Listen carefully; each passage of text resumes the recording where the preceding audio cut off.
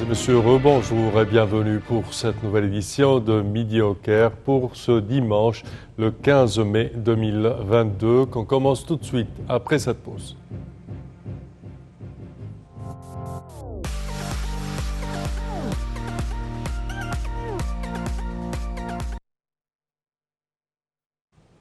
Et nous commençons notre sélection avec cette information. Le président Abdel Fattah el-Sisi a félicité Cheikh Mohammed Ben Zayed Al Nahyan pour son succession à la tête des Émirats arabes unis. Le président el-Sisi a souhaité à Cheikh Mohammed Ben Zayed le plein succès dans le développement et la prospérité aux Émirats et la poursuite des politiques modérées initiées par le défunt Khalifa Ben Zayed Al Nahyan. Le président Abdel Fattah el-Sisi avait antérieurement présenté ses condoléances pour le décès du président des Émirats arabes unis, frère Cheikh Khalifa Ben Zayed Al Nahyan.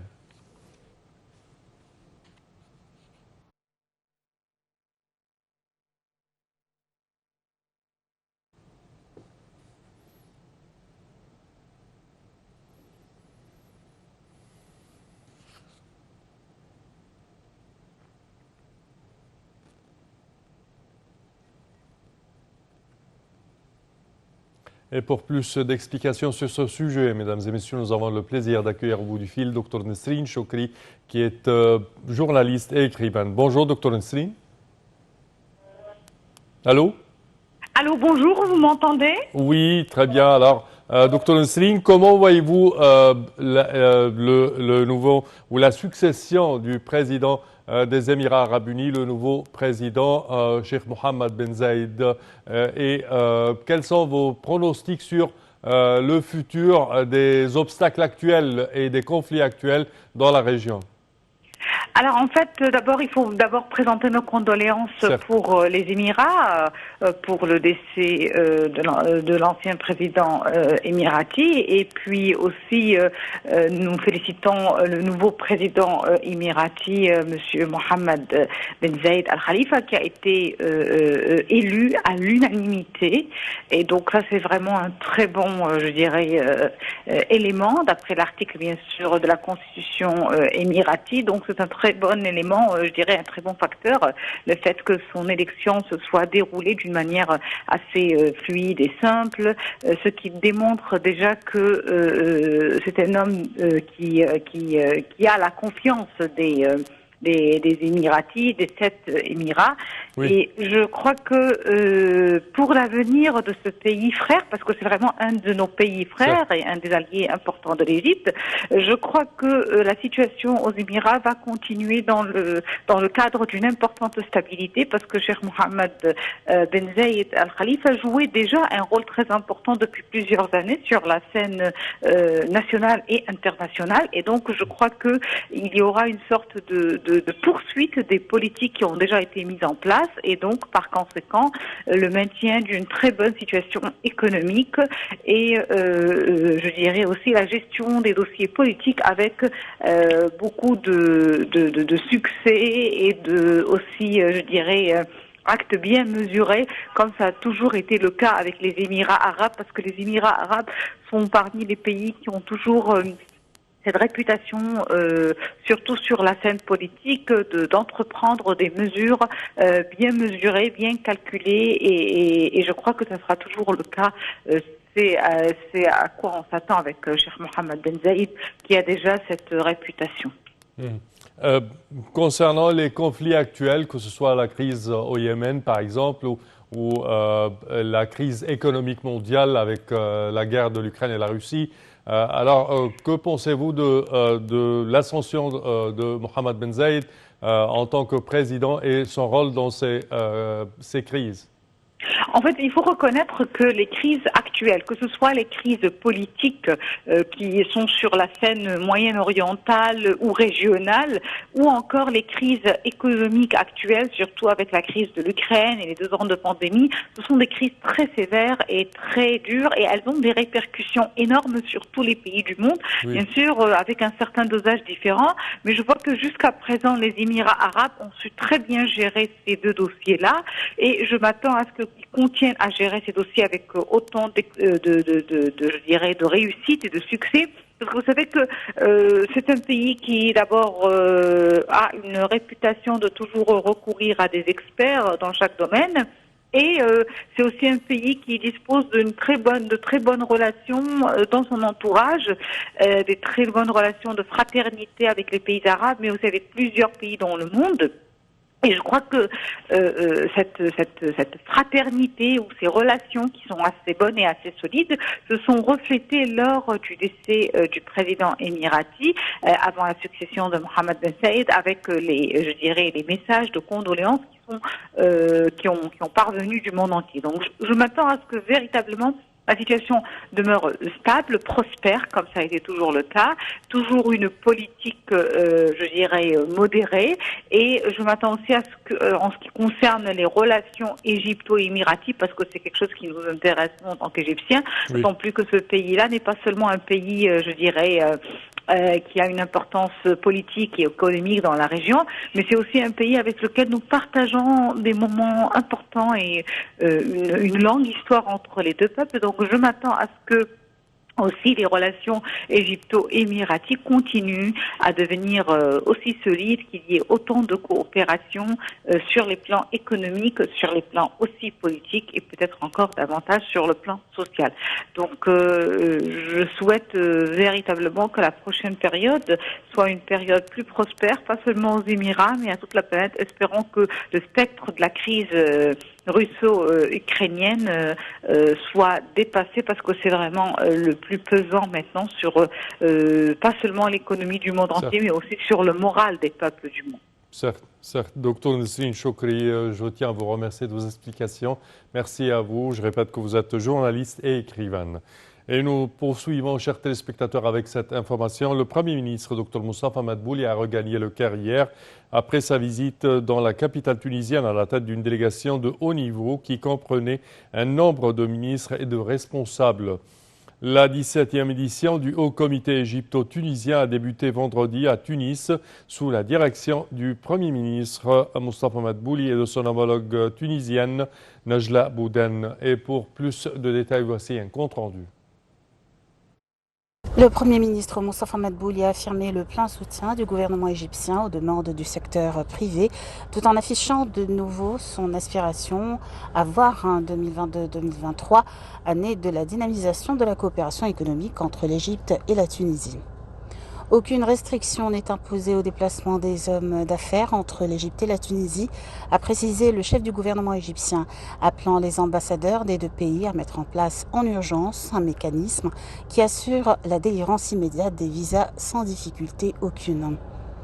M. Madbouli a tenu ses propos durant la réunion tenue avec des hommes d'affaires représentant le secteur privé des deux pays en marge du Forum des affaires égypto-tunisien organisé dans le cadre de sa visite en Tunisie et en présence de son homologue Najla Bouden.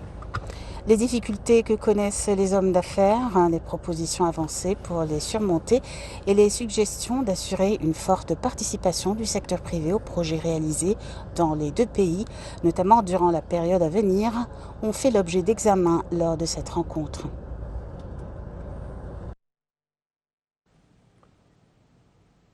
Toujours au cours de sa visite à Tunis, en Tunisie, et dans le cadre de la célébration de l'année culturelle égypto-tunisienne, le Premier ministre, Dr Moustapha Madbouli, a visité la mosquée archéologique d'Al Zaytoun, où il a prêté audition aux explications sur la valeur archéologique et religieuse de la mosquée. Et pour plus de détails, voici un compte rendu.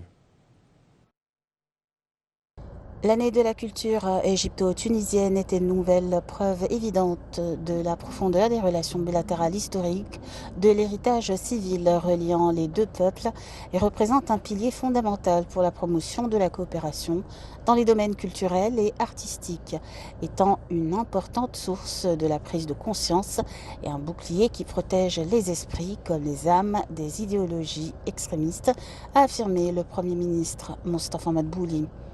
Selon le communiqué diffusé par le service d'information du Conseil des ministres, le chef du gouvernement égyptien, en compagnie de son homologue tunisienne Najla Bouden, ont assisté à un nombre de manifestations culturelles et artistiques dans le cadre de la célébration de l'année culturelle égypto-tunisienne 2021-2022. M. Medbouli a inauguré le Salon des cultures de l'écriture arabe organisé à la Cité des Cultures sous le thème « Une mémoire vive » en vue de célébrer l'inscription de la calligraphe arabe au patrimoine de l'UNESCO.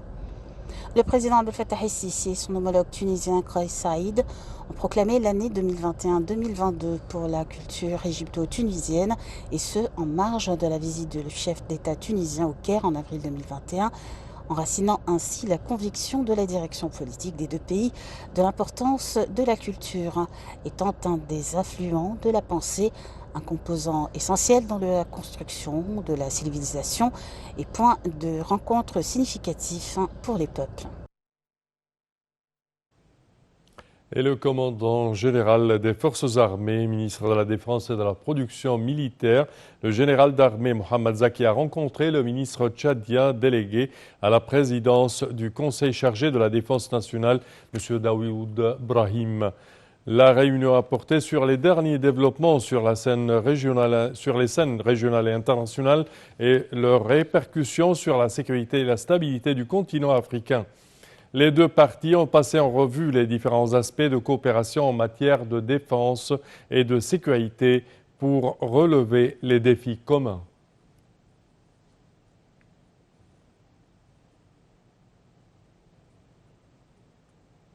Et le chef d'état-major, le général de corps d'armée Oussama Askar, a assisté à une manœuvre de préparation, d'équipement et d'entraînement du centre de commandement et de contrôle effectué par une des unités de la zone militaire centrale dans le cadre du plan d'entraînement des formations et des unités des forces armées. Les hommes de la zone militaire centrale resteront pleinement préparés à mettre en œuvre toutes les missions qui leur seront confiées. C'est ce qu'a déclaré le chef de la zone militaire centrale, Fahmi Abdelraouf, dans une allocution.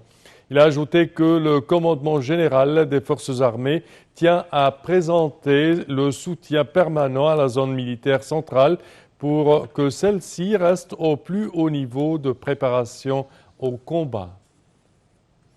Et nous enchaînons avec cette information. Le ministère de l'Intérieur poursuit ses campagnes quotidiennes pour suivre les prix des produits stratégiques et des denrées alimentaires et contrôler les dossiers de retenue des produits et de vente à des prix supérieurs aux prix officiels.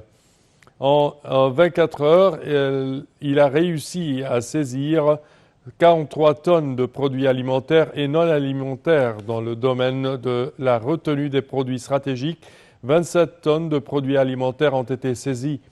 Lors de la confiscation des marchandises subventionnées, près de 3 tonnes ont été saisies dans le domaine de la non-annonce des prix avec l'intention de les vendre plus cher que le prix officiel des produits alimentaires. Plus de 13 tonnes ont été saisies.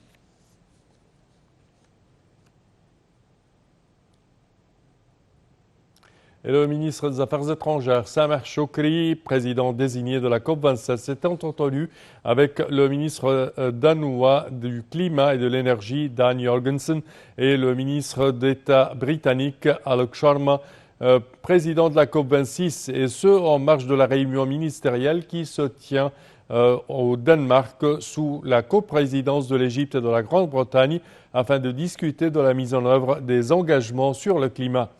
Le porte-parole du ministère des Affaires étrangères, Ahmad Hafez, a déclaré que M. Choukri avait passé en revue lors de la réunion les préparatifs en cours en Égypte pour l'accueil de la COP27, tout en exprimant son souci et son intérêt en sa qualité de président désigné de la COP27 de concerter avec les parties concernées sur leur vision à l'égard des divers sujets liés au climat, de manière à contribuer à ce que la COP27 adopte des résultats équilibrés qui respectent les priorités des diverses parties.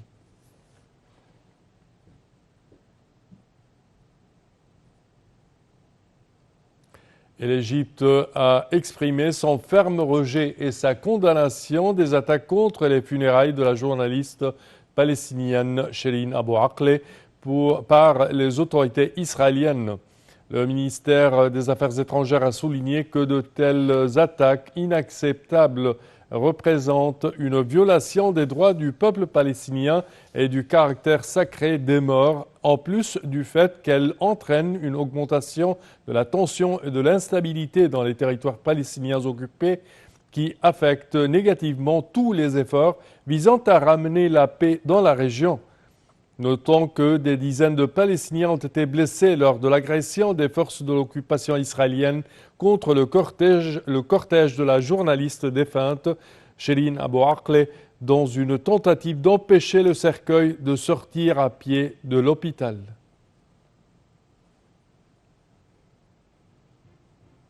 Et ceci conclut, chers téléspectateurs, notre édition d'aujourd'hui de Midi au Caire. Je vous remercie de votre attention et je vous donne demain rendez-vous avec une nouvelle édition. Au revoir.